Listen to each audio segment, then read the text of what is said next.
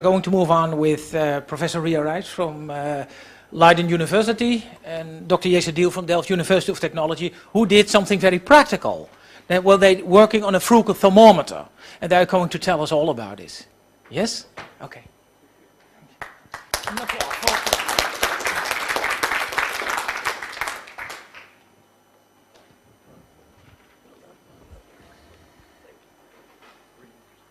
So this is an unlikely collaboration because I'm a cultural anthropologist originally working, starting as a symbolic and religious anthropology and then ended up in the medical field.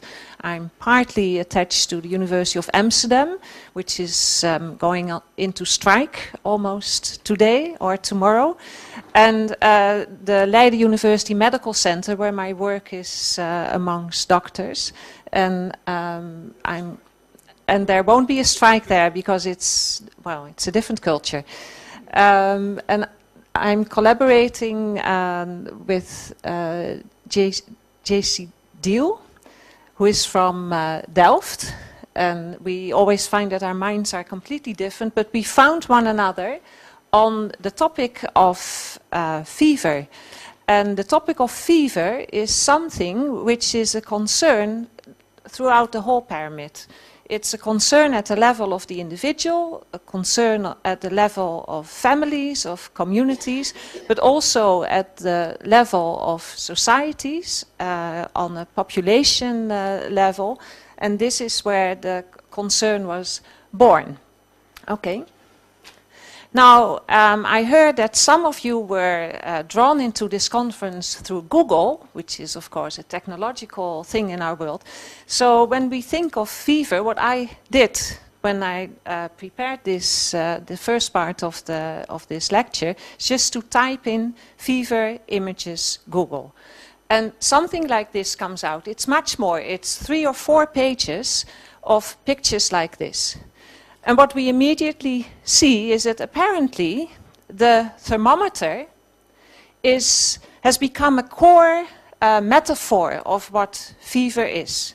So this is the first thing that comes out of this exercise. The second thing, which I think is very interesting, is that in many of these first images of what fever is and that we immediately recognize what it is that there is a very interesting interaction. The thermometer is not a thing on itself. It is in an interaction between a subjective feeling of unwellness, something like a self-diagnosis. Oh gosh, I'm feeling hot, and you're measuring it either with your hand, or if you're small, your mother is measuring it. And then some sort of an effort to make it objective, right?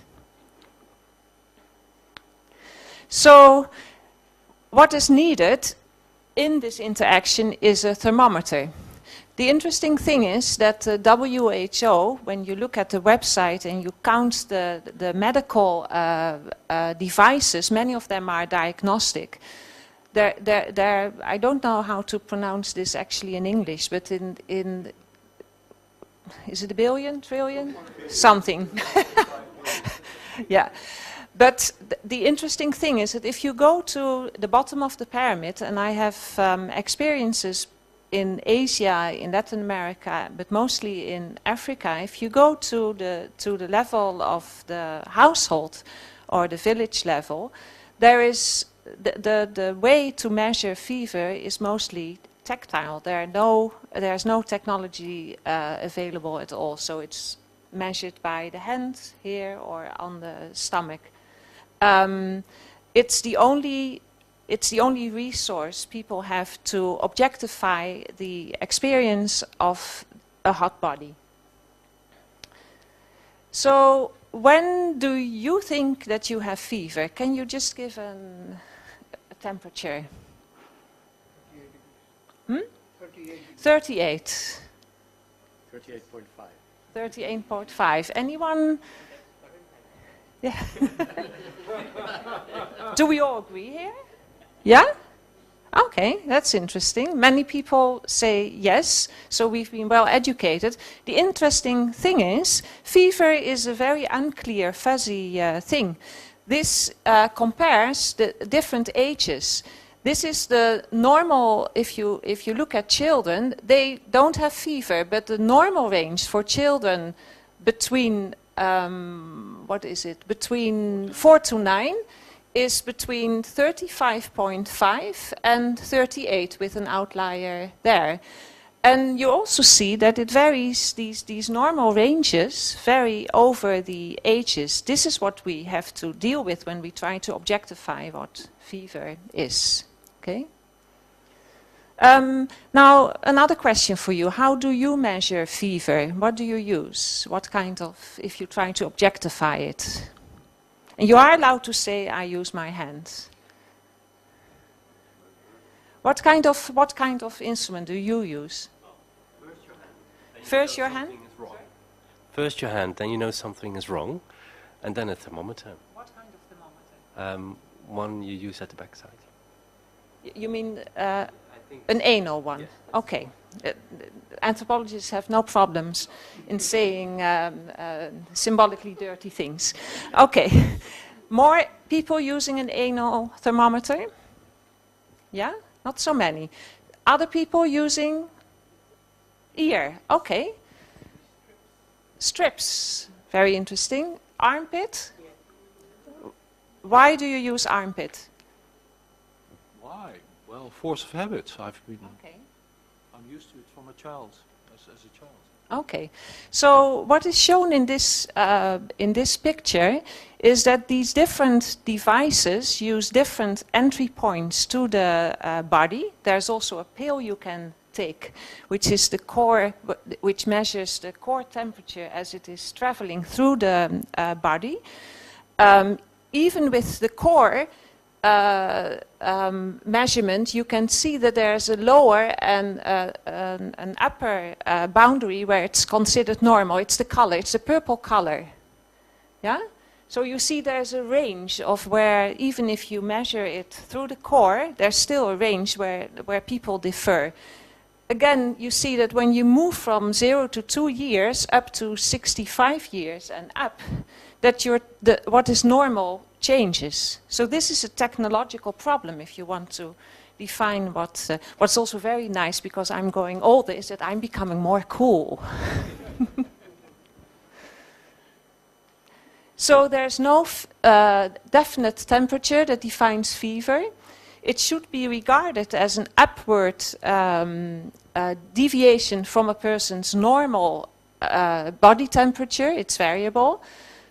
Fever is a sign of the body's immune system being activated, but it's if you look at it, it's the overall condition of a person that you have to take into account if you decide this person is sick and something has to be done.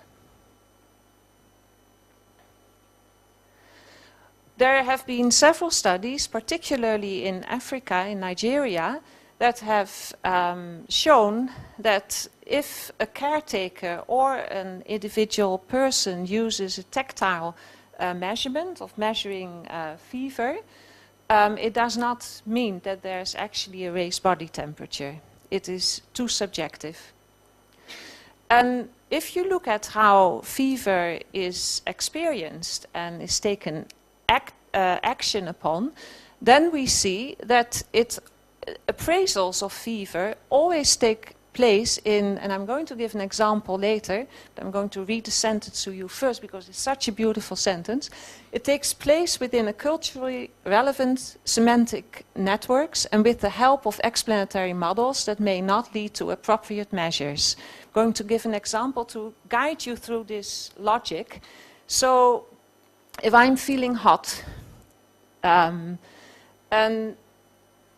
if my feeling hot is connected with meanings in a system of meaning that relates feeling hot, for instance, with a taboo, with taboos, with a taboo like you're not allowed to sleep with your husband if you are menstruating, then if my child is feeling hot and I connect this with this semantic network of taboos, I may start thinking about an explanation. Oh my God, I slept with my husband and I was not yet completely out of my menstrual period. So what should I do with my child? I bring it to the traditional healer to help with solving my transgression of the taboo.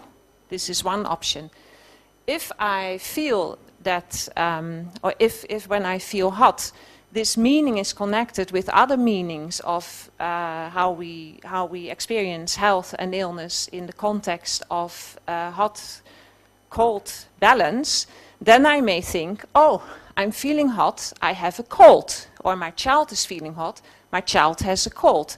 Now, in a system of meaning where balance is a very important core thought, I may react then by thinking, well, yesterday I took my child outside, I did not cover it well, it was warm, but then I took her into the shade.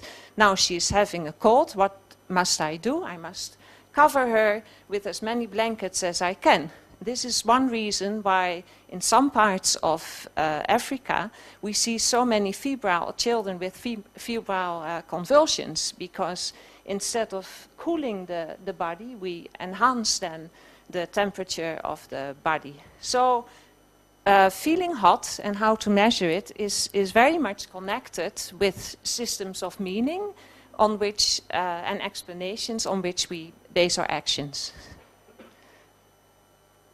So, a thermometer can serve as an entry point into the diagnostic process of many diseases, and it can be the focal point in the transformation of a subjective illness experience into an objective disease.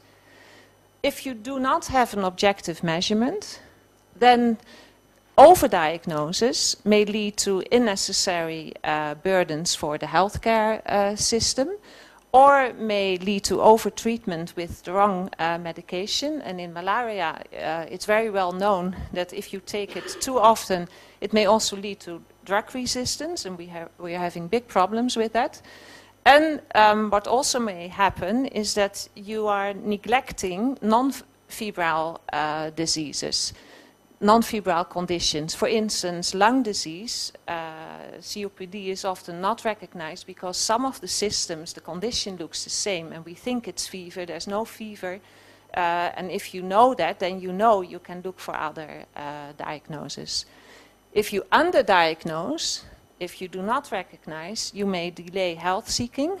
Small children, especially infants, have fever at a much lower temperature of the body, so it's quite dangerous if you do not recognize that. So all this leads to unnecessary health expenditure. Okay? So our goal is to develop a safe and cheap frugal thermometer which is adapted to tropical climates, with cutoff points clear to caretakers at the bottom of the pyramid and based on medical evidence, adapted to local realities, and then you have to take into account the distance to the health facility if you think of the cutoff point, and the level of medical knowledge of local healthcare workers, and taking into account local cultural notions. And we believe that this may help mothers and local healthcare workers to decide when and where to seek help. Thank you, Ria. Thank you very much for the introduction and the setting of this whole story. And again, it's a nice coincidence that the Frugal Innovation Center brought us together. Leiden University Medical Center, on one hand, a medical anthropologist, together with Niels Schavannes, a doctor with a lot of medical knowledge, together with a group of designers. And like you said, it worked out in a nice way, but we are totally different. So the only 2 slides with text, and thereafter we only will move to pictures, because that's the way of thinking in my school, and the opposite of thinking in text. But still, first, so now we have this whole setting, this whole nice challenge of like, okay, how to measure this temperature. And like you were showing, like you're saying, like I measure it with my armpits, it's a habit. So not only in Africa or in other parts of the world, even in our own culture, a lot of things are embedded in our history or in our culture or how things are doing. So we got this assignment and this challenge to work with Leiden to see, okay, how can we develop a product in this kind of context? And there are some definitions about frugal products, but we don't go too much in this kind of definition. But it should be functional, it should be robust, it should be user-friendly for the local context. It should be growing, that it can be a system which can be flexible and growing to the future, affordable, and adapt to the local context. And then, like earlier discussed, frugal innovation can be bottom-up, but a lot of examples are coming from top-down, from big multinational companies. And mainly you see really advanced, big scanning advices for the healthcare system. But unfortunately, not so much attention has been there until now for something really basic but essential, a thermometer. And these have been some studies like why frugal products are successful or not, but definitely shows that the market analysis, really trying to understand the market, the local context, what people want to spend, who are the stakeholders, is very important. But also to do your development close to the market and don't do it in your labs far away from your end user. And this is what we try to incorporate in our project we did last year. So go to the real world, out of the academic world. So together we decided to do a kind of test or a kind of tryout. How could we develop such a thermometer for local context? And we took Uganda, since Leiden did have a good network there and had a lot of knowledge there. So with the help of Leiden, we could go with a student team to Masindi. And you can see it, it was a long trip from Kampala and Tebe all the way to the rural area, totally disconnected. And one of the first things for us as designers was interesting to learn that there are a lot of ethical rules to do medical research. So it was a kind of whole shock, because we are used to make a lot of quick and dirty ethnographic research, walk in everywhere, look how people are behaving. But then we found out this is a new world, the medical world we have. And I respect it totally. But it's a world where there is already a lot of frugal innovation. Like, look at the kids always making a lot of nice products, bottom up with all the materials there. So what can we contribute there? But okay, so we had the opportunity to go there with a team of 4 students with different backgrounds. Some of them more strategic design, some of them more design for interaction, some of them more embodiment design. And they could go there for 3 weeks. And 3 weeks is very short, but a lot of things can happen in such a short time. Working on participatory research, trying to understand the local eco-network, the stakeholders, understand the local needs, but also to do co-design and to come up with new concepts during those 3 weeks and even try to validate some of them. A real pressure cooker. And maybe like our first speaker today said, it was more like a research process using simple steps and almost like a kind of intuitive kind of reasoning, which is difficult for Delft people because we are really taught in a kind of rigid kind of system how to do an engineering work. But okay, we were challenged with that. So first of all, it's like understanding the healthcare system, and that's all over the world different. And typically in East Africa, it has these different kind of levels, and in the Masindi region, the same. And you can see there's not a lot of hospitals, and the higher levels is very limited. But big part of the healthcare system is being carried out by the Philips Health workers, and there are just trained voluntary kind of people who go along the houses to check how the healthcare is of the people. This is not a doctor with a 10 years study here in Leiden or whatever. This is just a person who had a training for a few days or a few weeks. And this is a little bit of kind of setting. This is a private healthcare center, so this is luxury. So this is what you pay for, but this is healthcare center level 2, or this is a lot of times the situations where you could imagine these kind of tools will be used. This might be a typical kind of audience we are designing for. On one hand, the mothers, but these are the Philips healthcare workers who are going along the families on a bicycle with this bag, with the whole lab, all the equipment to do the diagnosis. These are the ladies. And what we see there, sometimes there are thermometers available, but if they are there, they are the typical traditional glass ones with mercury in there. And if you drop them on the ground, they're broken and they're not working anymore, of course. And the other aspect is like they can spread diseases and they're difficult to read. Like explained earlier, a lot of misdiagnoses happen. And for example, like here you can already see like this might be a context that you have a thermometer and you use it, but without light in the round, you might not even be able to read the temperature. And as a result, often it's being done this way. So we started with a study there with our student team, first in Holland, like together with the Leiden team, what is fever, all these kind of thresholds, how to measure it, then to Uganda to do these steps. And first like looking like what's the context, what do they advise people, what kind of systems are there, drugstores, healthcare centers, how do people measure their temperature, involving the men, involving the mothers with the children.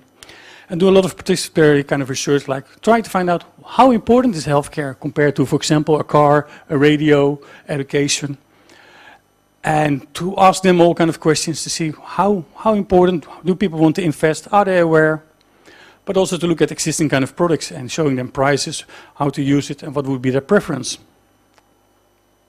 And even better, we try to involve them in a kind of co-design session and involving them in designing and putting them on the drawing board and to hand over our job as a designer to the local people to give their first ideas as an input to our design process.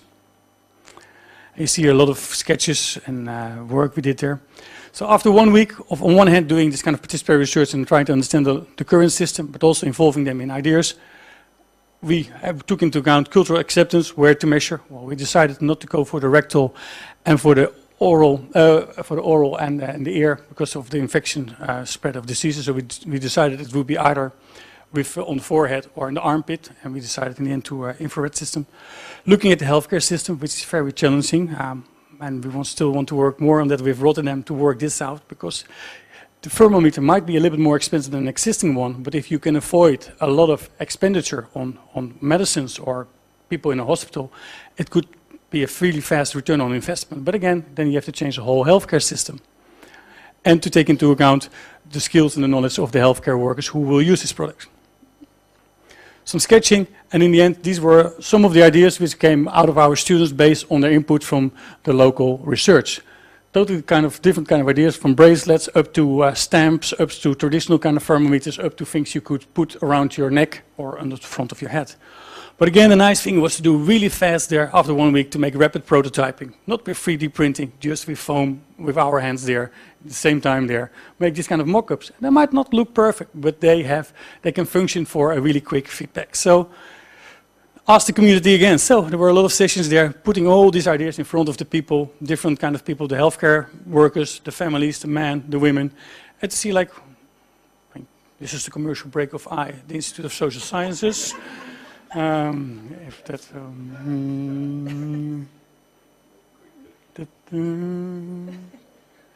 probably have to, so yeah, okay. That's the advertisement. Now we continue with our story.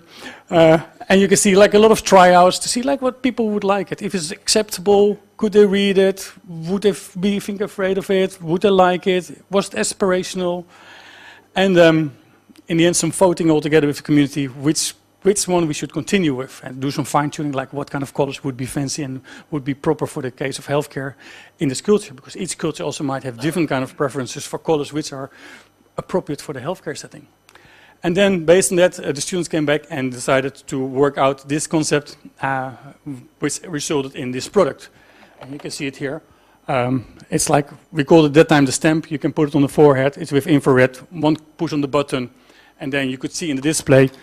So with some rapid prototyping, this is the product, and with the try to build in the technology, and then it will be used like this, and you get a direct feedback, like either it will be green, you would have no fever, yellow on the border, red, next step. And again, this kind of discussion, we had a lot of discussion in this project, like should we make it that simple, green, yellow, red, because you're losing the precise measurements.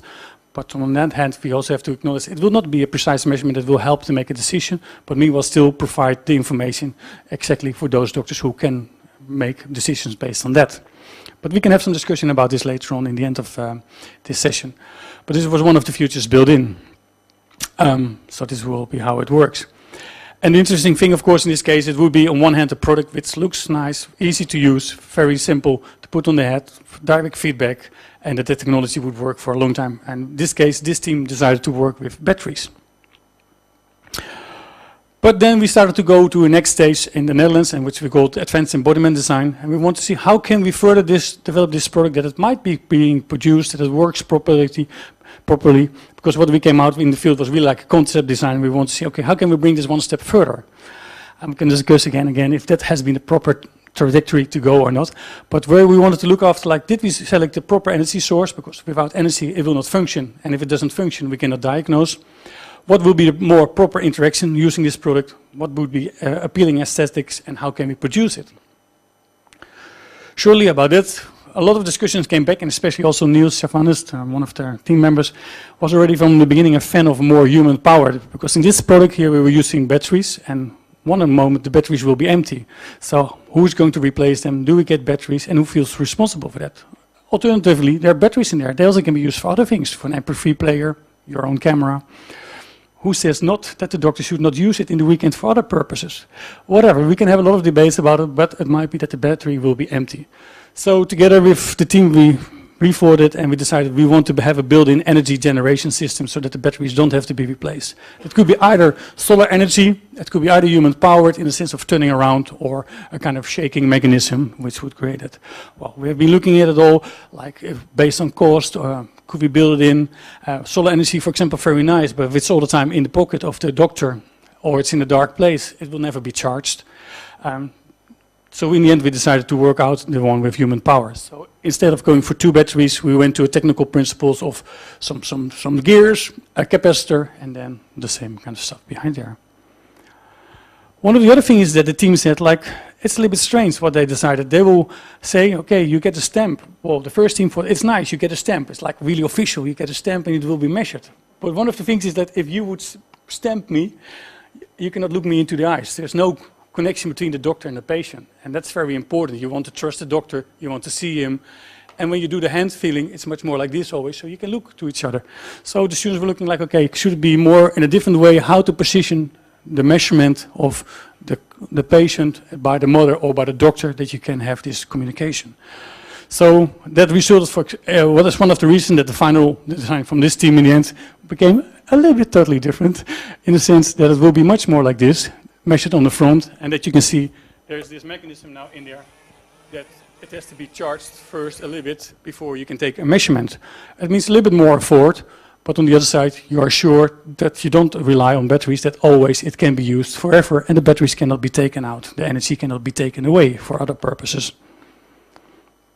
One of the other things is that we worked out, and that's again we have to test back into the field, is the aesthetics. How do people perceive the product? It should be a product which looks like reliable. It's a medical product, so you should think this is high-tech technology. On the other side, it should look a little bit friendly. So this is our design philosophy behind it. It should look a little bit like this fish which has 2 sides. One side looks really dangerous, on the other side it looks lovely and sweet. So in this case, the idea is that for the patient, it looks like this. It looks more like a nice camera, soft, like a nice, you look at this, but on the other side, this looks much more like a medical instrument, so that the doctor has the feeling that he has something which is not a toy for kids, but that he is a doctor and he will do official, professional measurements on your head. So that's why we took it here in the mirror. This product has 2 sides of how it looks and how kind of experience it would create for the user and the patient. The human power I explained, and then we worked out with the team how could it be produced for low cost but still to make it reliable, and to look like how would it fit in, and to work it out in all kind of details. And I will not bore you with that, but to show it worked out. So here it stops my part of the story. Exactly another 50 minutes. We're doing well. Next slide. So we go now a little bit to okay, so we that's the nice thing of Ria, she knows the whole story always, so she can direct me, like I'm still missing some slide. So we are now up to the next challenges in this project, like on one hand to go back to Uganda to see how are people thinking about the different kind of models we developed, the different kind of energy resources, the different types of going feedback, to interact again, to go back with the community, with the different kind of stakeholders. But on the other side, definitely we also want to challenge a lot now the business model, because it might be $3, $4, or $5, which is maybe 4 times more than a mercury thermometer. On the other side, it could earn itself very fast back by avoiding 1 or 2 times prescribing drugs. But again, that's part of a kind of bigger business system, and that's why we have to rely on the Rotterdam friends here. No, where's Rotterdam? Where's Rotterdam? Okay, we have to get more close to Rotterdam to talk about that, how we can work out, because without a good business model, a beautiful product will never be a success. Points for discussion. Okay. Actually, this point for discussion comes very close to something that you also raised, which is about, and it became very clear to us when the different teams designed a very different product based on similar data and similar problems, which is the process of frugalization, how it is done. And the first product, the stamp, if you look at how that was designed, it was very much inductive from the data on the ground, then working up towards the design. Then the team, that young people as well, similar group of people, But they looked at the product from the context, and they worked much more deductive from principles that they saw, the different perspectives involved in measurement, and the product became completely different. So we have to go through a process of validation, but I also think that this issue of how knowledge is created is a very it could be a kind of analytical tool to analyze what we are doing ourselves, and also how we feel things should be done. Yeah. And the other one is is a question that, of course, is very puzzling to the medical field, is when you do frugalization in medicine, then obviously you lose medical precision. You're no longer measuring exactly 37.5 or 38.2, but it's red, green or yellow decision making process that you want to help the person with. So the question is how bad that is. And we think you also have to, in the beginning I said there's this interaction between a subjective experience, then a first self-diagnosis, and then a diagnostic intervention. But there's a fourth agency in this, which is the system itself. You also have to look what the thermometer aims to do in a particular healthcare system, who it is giving a message to, and what we wish that message to lead to in terms of a trajectory of action. So we may even look at our own medical system and realize, when I asked you in the beginning, how do you measure fever? I didn't ask you, and what do you do? But what you do is, although you read 30.8, you're only interested in, do I have fever or not? Because that means, can I stay home?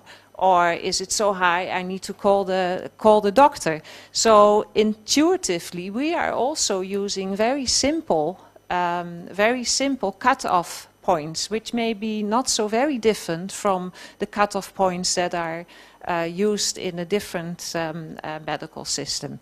So I think the thermometer is also, apart from that we are really motivated to help develop it, it's also, I think, a very nice object to think with around the types of questions that come up in the discussions around frugality. I think that's it. So the thermometer brings us to the core of what the technology does in a situated system. And you can strip down everything which is historical and cultural. It's very interesting that when you look at the pictures in Google, the rectal thermometer does not come up because you can't show pictures of that, whereas actually that is the much more a metaphor of what medical science does in these type of diagnostics, but you can't show it, so we have a limitation there. Well, and this is what I already said.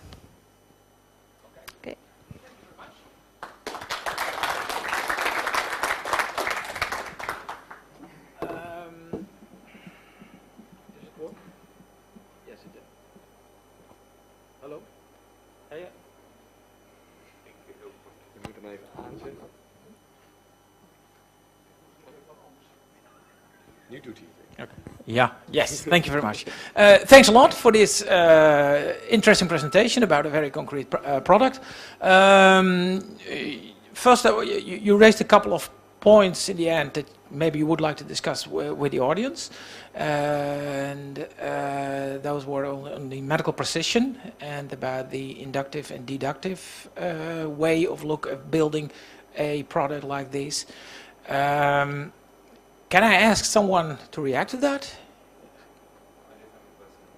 Yes. First, a question related to this, or okay. Okay. I'm Dawood Midari. I'm research internship in the Frugal Innovation for Africa.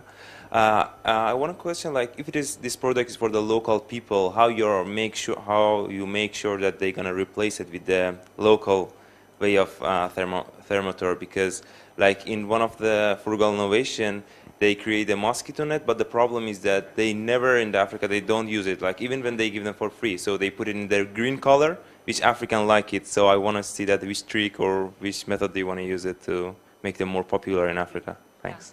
So my first intuition was we need a thermometer for mothers in households. But this is exactly, your point is exactly the reason why, or one of the reasons why we think this is not such a good idea, because you would have to introduce it then at a level where we have very little control on how it would be used and how easy it will fit in with people's own diagnostic processes. But at the level of the village health worker, which is a system in place in most of Africa, and in this particular area of the region of Africa, the village health worker has a lot of training in diagnostics, but not so much on fever for children under 5. And we believe that if you fit it in there, where they already have other diagnostic tools, like doing area test, that it is possible to fit it in there. And the stamp, we think that why the stamp was chosen in the interactions, in the interactive development, partly was because it's the lowest level of the health system, and people have very little training, but in fact they're very important. And they need a reconfirmation of how important they are. And they also, and it was made explicit, that they also felt it gives them something in their hands with which kind of will become a metaphor for their status, just as the,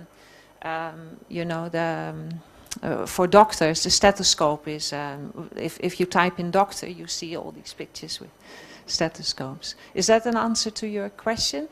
So I'm very aware of the problem that you are raising. Yeah. Yeah, it's very interesting. Particularly your point that you say you were targeting the villages. I would say, these village health workers, they don't have a budget on which they can decide things. You should actually talk to the local government health official, to the Ministry of Health, to convince them to actually accept this type of technology, because they control the budget. So that's one question. Huh? To what extent does your teamwork sort of extend to all the stakeholders and not just the villages? And in that regard, it struck me that when I saw the pictures on design, of course it went very fast, but I saw the men that were designing the thermometers and not the women. Or is that just a coincidence? That's possible. Finally, question of that you seem to indeed observe these arguments about the bottom of the pyramid, that you have to create awareness, acceptability, you have to work on affordability and availability, the 4 A's. And you seem to be somewhat of this sort of new line in the literature, that opportunities are not out there, but opportunities are created, and they are created in the interaction between the different stakeholders, and that I found a very interesting way. Thank you. Can I just comment on the first one? But thank you for the compliment, which was the last one. The village health workers are a formal part of the system, and they carry a bag with some diagnostic tools. So the idea is that, and they work, their target group is a population particularly vulnerable to febrile diseases, high morbidity and a high level of mortality as well, which is the under 5s. And they visit people at home. So the idea is that instead of people having to decide first at home that they are not feeling well, my child is not feeling well, do I walk an hour to the nearest health clinic? You can say my child is not feeling well and I'm going to my neighbor who is a village health worker and who has something to measure fever. So it's much closer to those that actually need it. But you're completely right that for being able to, our fantasy is to every bag of every village health worker in the world, a thermometer which is reliable, which would make it available at the bottom of the pyramid. We do need the higher levels. I wish the WHO would accept it as the, and not especially our model, but something which really works at the bottom of the pyramid. I also totally agree with that, but you can start a project top down and go talking to all the stakeholders, governments, and then say, okay, we should change something. But it's a very conservative world, the healthcare system, governments, and then how to convince them. And one of the things I learned from design is that we don't have the solution, but we can help to provoke discussion. And it will be a little bit easier now to go to the government, which is definitely one of our next steps, is look, we've been playing in your field, we've been talking to people, and this came out. And they will say, oh, this is ridiculous, but they start talking about it. They start talking suddenly about a thermometer for Philips healthcare workers. And so it's also a kind of process to make a design, to start a discussion and to facilitate it, and then to see, okay, now top down, how are we going to facilitate that process? But there are two ways to tackle it, and this time we did it bottom up. Yeah, well, I saw a couple of fingers, but I tried to remember them, and first to Peter. Yeah, I just wanted to make the connection back to what I announced earlier, this Dutch Science Foundation grant, and to make the connection here, because one of the cases that we will study and monitor is the Frugal Thermometer process, in which the idea now indeed is, so what is the business model for this? If you think in management science terms, and the business model does not necessarily mean which multinational is going to actually produce these things, but the business model is also related to how do you get this maybe accepted by specific kinds of stakeholders, how do you get them to devote budgets to this, how do you convince which variety of stakeholders to make that work for you. So this is going to be one of the 6 cases in that new research program, and it is the one that is at a relatively early stage, as you have heard. And it is developed by a knowledge institute. That also makes it special, because we have other cases in that study which are more sort of commercially started, or started maybe by big or large enterprises, either here in the Netherlands or in Africa itself. So we're going to look at this. So that question is not going to disappear. That's all I wanted to say. Except that we don't have money yet to do the case. That will be studied. Yeah, we have money now. Let's see it later on. To monitor it, but Yeah. not yet to do money. That is correct. Rosemary, you want to try to say your name, please? Yeah, my name is Rosemary Atieno from Kenya, University of Nairobi. I just wanted to ask, in the study, how did you choose the village? And this is because of how replicable are is this result or other areas? And especially if you're talking about developing a business model, you know, how does that play about? Thank you. Yeah. I'm very happy that you come up with this question, because I do think it's also related to another core question for us to consider in frugality.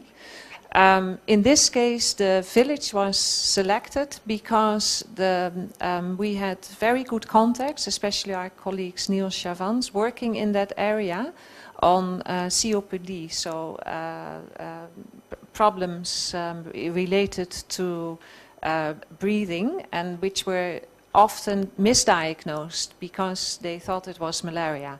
So the problem of being objectively able to diagnose fever was very important in this particular region.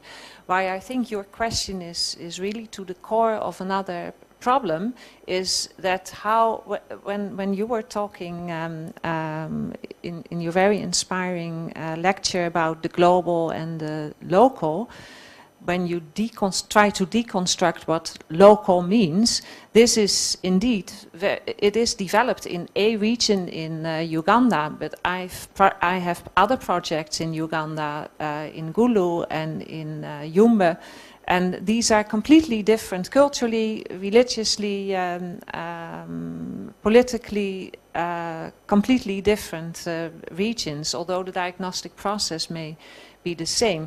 So how local do you make something like this, and how far do you allow yourself to get away from this very localized design when you think of, well, I don't like the term scaling up, but making it available for more regions. So I don't know how to think about this. It's also a research question. And another thing related to your question is, whose perspectives do you take into account? It's again a question to you, I'm afraid, that when you say village, then is it women, is it men, is it powerful people? The voices of children, they are never represented in, and they are at the real bottom of the pyramid. So how do we incorporate all that? Thank you. Okay, thank you. I saw many fingers, and I will take them into account. But first, I start with you in this block, and then I move over to that block, right? And then you get your okay. Thank you. Good morning. My name is Jacqueline Gaibor. I'm here from ISS. I have two questions. One is related to the design of the product, and I would like to know what's the percentage of the inputs that you receive from the community for the final product.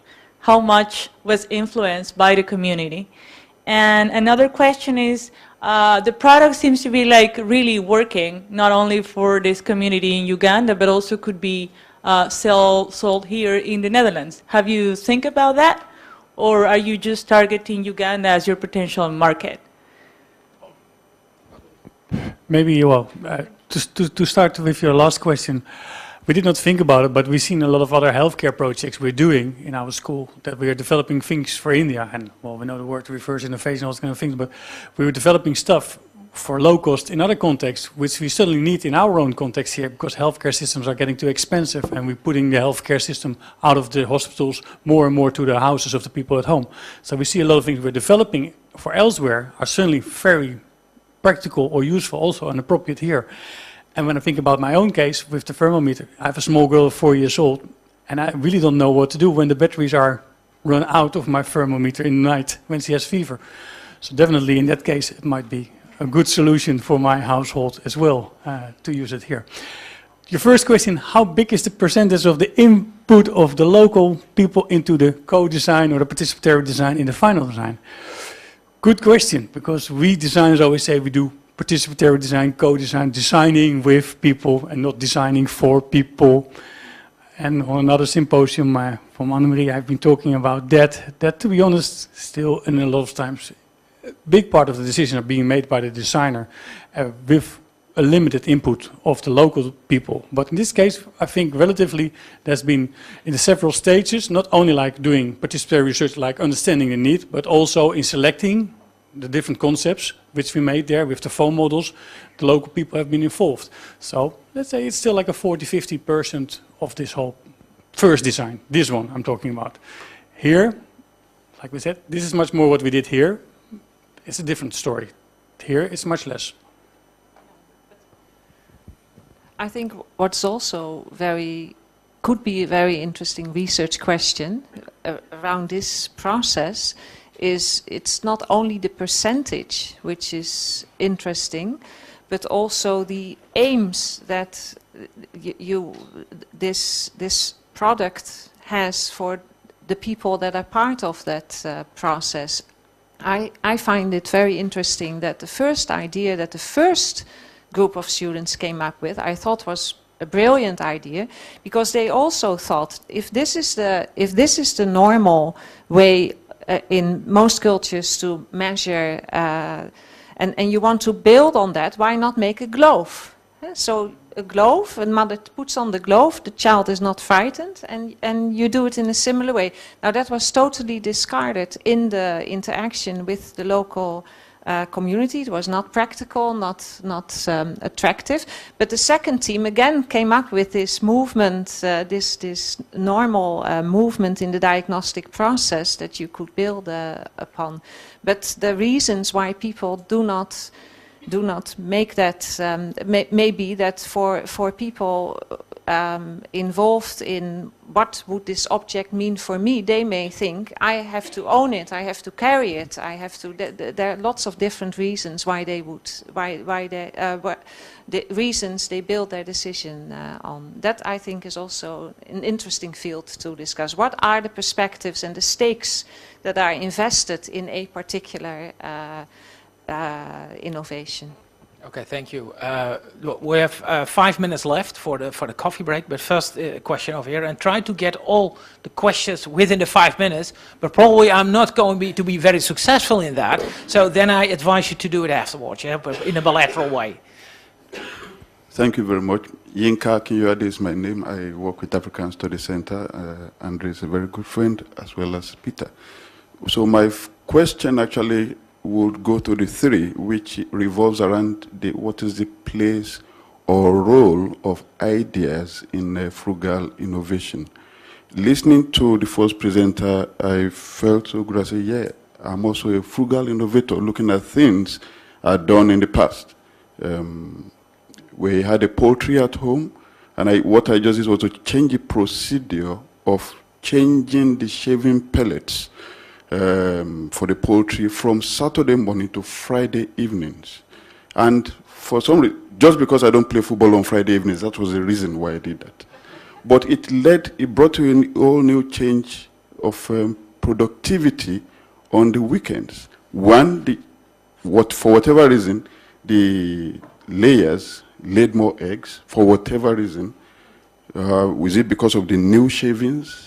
Or is it because we stimulated, we disrupted the activities in the evenings, so they laid more the following day? We're not sure of that, but at least it led to productivity. Now, that is not because we introduced a new product, but we changed a particular practice. In this situation, you're introducing a new product. This new product has inputs from, in the two cases, from the way Our Lady asked, from people, so to speak. So in the business model later, is there a way these ideas that were introduced will be incorporated in the issues of, for example, copyright, in the issue of even patenting, where they also have to be paid certain sums? What is the role or place of ideas in frugal innovations? Thank you. Can you give yes, short reaction, and then I'm going to the final question for you. And the rest I have to disappoint, but yes, short reaction to that, please. Well, why I'm hesitant is that we built a team which has not incorporated this part so much. So the next step will to collaborate with others who are more experts into business modeling, but also into intellectual property rights, to make sure that the process that we are following here is taking into account the questions that you are raising here now. In that sense, it's a very inductive process for at least me as well, a little bit less for Delft. But so it's a discovery process, and I do think that the fact that we are that we are embedded now in a center which has all these different expertise will feed into this particular project as well. But I like the idea that you put on the table regarding unexpected productivity. This is again for me a very important question in relation to the thermometer. what is it going to change in these diagnostic processes? It is not exactly so that we are introducing a new form, but we are not introducing a new step in the diagnostic process. But this step could normally go via a traditional healer or an elderly lady in the. So we are bringing in something into an existing diagnostic process, which may change the productivity. For instance, less people going to the clinic, or more children with malaria, less children dying and more children overburdening the healthcare services. So it will have a lot of change if it is working. Yeah. Okay, thank you. Then for the final question before the coffee break, yes. Thank you. Very, very, very interesting account and very valuable effort on your part to understand this case. It's not a question. I was just thinking about when you think of a business model, are you open to the idea of, of a situation where they themselves would be able to manufacture it? Because, that's one of the institutions in India, Barefoot College. They seem to do this kind of experimentation. And the meaning of barefoot is that, like, who's not coming from a formal sector wearing boot and the suit. And they, in the process, made barefoot engineers, like a few ladies from some parts of Africa and some parts of India who were uneducated. And then they taught them how to manufacture solar lamp. And apparently it has been a successful model. So whether you are open to that kind of a possibility. Thanks. Yeah. No, definitely we will be open. It's one of the starting points always to think. But again, it might be depends also so much on which region of the world where you are, depending on the local availability of certain kind of resources, which are still in Africa a little bit more limited compared to Asia. When I'm doing projects with my students in India, it's rather easy to get all the proper electronic components. It's really easy to find a good injection molding company or even a bad injection molding company, but I can choose. It's all available there. When I go to East Africa, I will be on my way on Saturday back there, it's much more limited. It's also much more rural, it's much less urban. So in the sense of making local products, it's booming up fast, maybe in 10 years time it's changed. But so it needs a lot, it will depend on the kind of, because there you also get a kind of trade-off between quality and local manufacturing. Because when you start to produce it more and more local, you start to give it out of hands. And again, then we start to talk about the medical precisement of the measurements we're doing in the end. So do we want to give that away, this control of measurements? For a light, it's not a problem if it gives 10 lux or 12 lux light. But if we're going to measure it 38 or 39 in a different way suddenly, it might be a problem. That might be another consideration, the quality control. If we outsource everything out of our control, then we should also find a way how to bring in a quality control system, which we don't want, but that should be done. Yeah. And again, what is local? It could also be a local medical institution or a local organization. So it depends on the level that we would be able to place the development of this product in. Yeah. Okay, thank you very much for this interesting lecture, which provoked a lot of questions. And all